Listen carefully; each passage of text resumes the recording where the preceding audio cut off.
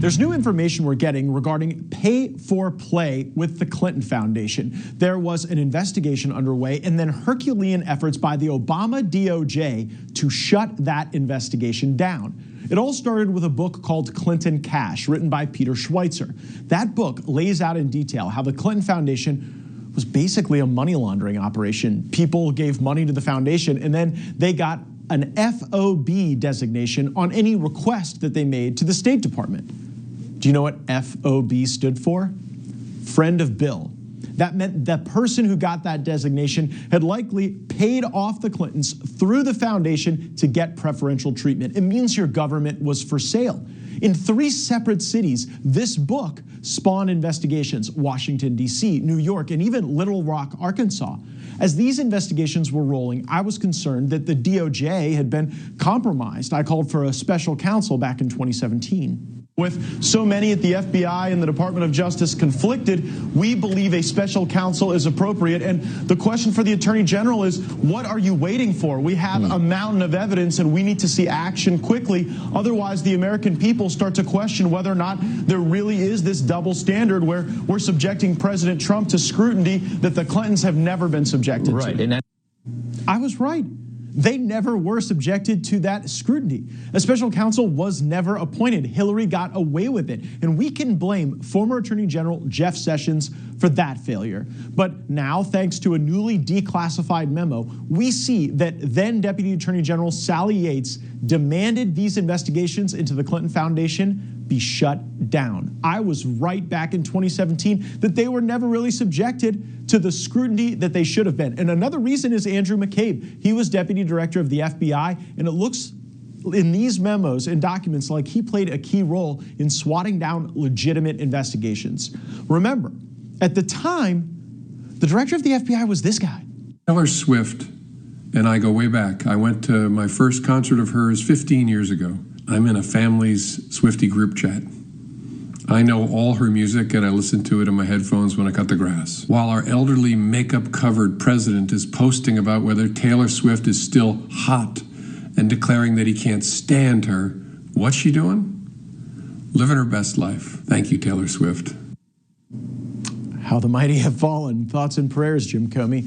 Isn't Comey obviously wearing makeup in that video where he's making fun of someone else wearing makeup? It's just so cringe. But now we know that the Clinton cash allegations were never properly investigated because those investigations were killed in their infancy. So we thought we'd bring on the author who started it all to react. He's the president of the Government Accountability Institute and the author of Clinton Cash, the untold story of how and why foreign governments and businesses helped make Bill and Hillary rich, Peter Schweizer. Peter, when did you first learn that your book had ignited these 3 investigations in DC, New York, and Arkansas? Well, Matt, it's great to be on with you. Yeah, the book came out in May of 2015, and I got calls from people in the FBI. These were the field officers by the summer of 2015. And at the end of the day, there were at least 4 FBI offices, field offices, that were investigating this. Little Rock, Arkansas, New York, Boston, and strangely enough, a FBI office in Lagos, Nigeria, who had an audio tape of somebody bragging that they had given money to the Clintons and were now getting official favors. So that's kind of when it kicked off. And my experience was, maybe you had a similar experience in your oversight in Congress. The field officers wanted to pursue this. They were very professional. And then almost immediately by early 2016, I was starting to get reports indirectly that leadership was shutting this down. Did you know at that time who in leadership? Because it seems from what Kash Patel has put out that this really did come from the very upper echelons of the DOJ, and it's the type of stuff like they accused us of. What's so crazy about this, Peter, is the whole time they were investigating Donald Trump for obstruction of justice, they had just come off of the obstruction of justice wave of the last administration. Yeah, let me underline what you just said, because you're exactly right. At the same time that they are killing an organic investigation that was launched by these 4 FBI field offices that had evidence and were gathering evidence about corruption and pay to play involving also Russia, by the way, they were also creating a completely fictional investigation based on no corroborating evidence whatsoever that Donald Trump was tied to Russia. And this, I think, gets to the nub. You played that clip earlier about the lack of scrutiny, as you were talking about in 2017. This gets to the nub of the problem, at least as I see it, the corruption and the cronyism in the main building of the FBI, who are making massive political decisions to influence the 2016 election. They certainly did it in 2020 with Hunter Biden as well. And that's something that I hope Kash Patel is going to work to reform and really clean up. Because at the end of the day, if there are not major reforms, we're going to face this same problem going forward. At some point, Kash Patel is not going to be director. At some point, we may have a director that plays along the same way. So we need real structural reform. And what would that look like? A reform that would outlast the very good people like Kash Patel and Pam Bondi that we have in these positions now? Well, I think the key is transparency, right? I give Kash Patel a lot of credit. He's releasing documents and material that is embarrassing, I think, to institutional FBI, of course, well before he was there. So I give him a lot of credit. Transparency is key. But I also think we have to look at breaking up FBI headquarters. They become too much of the culture of Washington, D.C., and they become Washington insiders. Some of these guys probably were very good field agents when they were assigned to, Detroit or Seattle or whatever, but they get to main FBI headquarters, they start to cultivate relationships with political actors on Capitol Hill or in certain administrations or maybe in the intelligence community, and they become detached from the traditional role that they had. So I'm not an expert in institutional reform, but I think it's got to include transparency and structural change that breaks up that hidden culture of the FBI. And you have to achieve that transparency while at the same time deconstructing the corrupt bonds that have fused between some of those bad actors and the media, right? Because that's what I observed. The way that these people would come to Washington, D.C. from far-flung places all over the country, and then they would be ensorcelled by the D.C. media, that they could be stars, they could be important if they leaked information, and then the media would embroider lies onto those leaks to try to really confuse the country. And the Russia hoax was central to that. I was very involved in the campaign in 2016, and when your book, Clinton Cash, came out, that was all the opposition research we need. Like the notion that the Trump campaign was somehow trying to seduce the Russians into giving us information that you had already written a book on and published with all the evidence was so fantastical to me the entire time. I think it was some of the strongest evidence of Trump's innocence. Now, in what you uncovered, Peter, and particularly the way the Clinton Foundation was used to curry favor with the State Department, do you see any crimes that survive the statute of limitations? Jeff Sessions did a terrible disservice to us by not appointing the special counsel we asked for, but does that mean they all get away with it?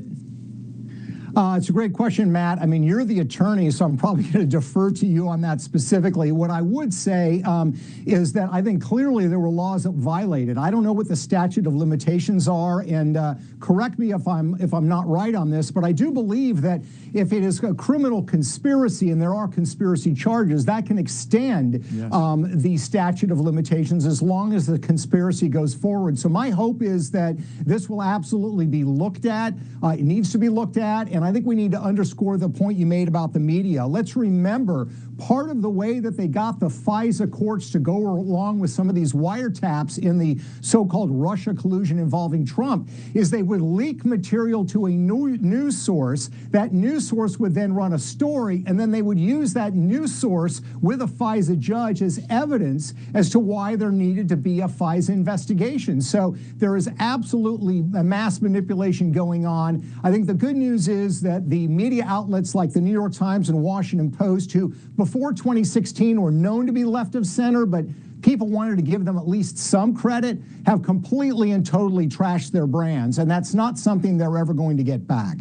We've been giving the Democrats a hard time, but a lot of this critique is fair as a bipartisan one, because those FISA abuses that you just described, and you described them exactly correctly, were then rewarded with an extension of FISA powers. Like, Republicans and Democrats worked together against me, against even some of the more progressive Democrats, and they made FISA apply in a variety of ways that I think ensures its further abuse. And so I hope there's some reckoning with that comes. But I also want you to address this, Peter.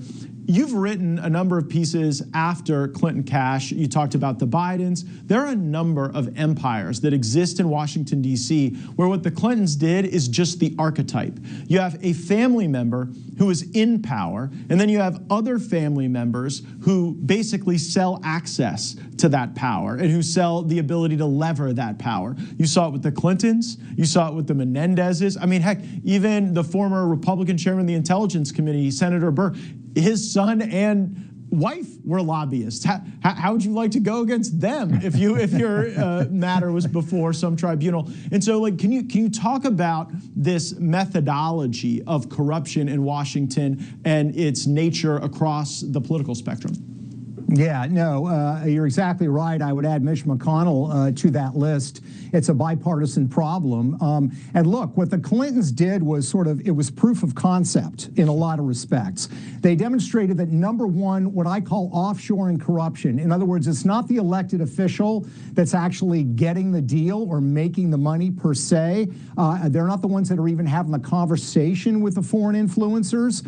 It is a family member. In the case of the Bidens, of course, it was Hunter Biden. In the case of the Clintons, it was Hillary or Bill, depending on who was in power. And so it's offshoring corruption, and our ethics laws have not kept up with this methodology. You see the same thing with the insider trading stuff. You know, Nancy Pelosi saying, well, it's not my stock picks, it's my husband that's making these highly selective and remarkably good stock picks. So we need to understand the offshoring corruption. The other thing we have to understand, Matt, is the Clintons, it was proof of concept of globalized corruption. We all understand, you know, the congressman from Iowa who gets a federal paving contract for his cousin. We understand that kind of run-of-the-mill corruption that needs to be dealt with. What the Clintons said was, we've got this whole big, beautiful world, and we've got all these corrupt countries like China and Russia and Ukraine that have much lower ethical standards than the United States. Let's go there and we can make a fortune. So they demonstrated that globalizing corruption is the way to go, which makes it, I think, even worse. It's bad enough to have a crooked cousin back in the district making money, but if you've got foreign oligarchs or governments like China that want bad things for us, they're making money and gaining access, that's 100 times worse. Yeah, we'd rather have neither, but if we have to have corruption, can at least it reside as America First corruption, not corruption right. that has to reach across oceans and global boundaries. But you make such an important point. It is a more relevant book today, Clinton Cash, than even when you wrote it, because now the concept has been proven. Because Jeff Sessions didn't do what I asked, because there was no real review, this is now the game plan that is run over and over, and it's why so many decisions get made that don't serve the people of our country. Peter Schweizer, we are so grateful for the work that you do to bring this to the forefront, and hope you'll join us again soon. Yeah, thanks, Matt.